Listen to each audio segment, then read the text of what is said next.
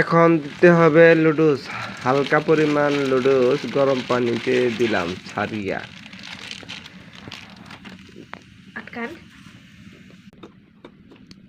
ছোট ছোট হাত দিয়ে যখন লুডুসের জন্য পেঁয়াজ মরিচ কাটতেছে, অনেক সুন্দর লাগতেছে। ছোট ছোট হাত দিয়ে লুডুসের পেঁয়াজ মরিচ কাটানো হচ্ছে। এখন লুডুসের জন্য হালকা পরিমাণ তেল, বাকি লুডুস এখানে এখন দিব কড়াইয়ের মধ্যে ছেড়ে হয়ে যাবে লুডুস। দিতে হবে পেঁয়াজ, হালকা পরিমাণ লবণ দিতে হবে। লুডুস এখন নাড়তে হবে ভালো করে। এখন দিতে হবে লুডুসের গরম মশলা, তাহলে কালারটা ভালো হবে।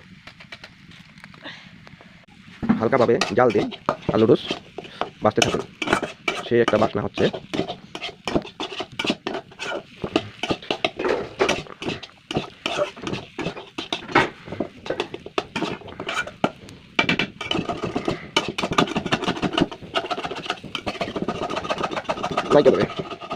তেল দিতে হবে হালকা পরিমাণ।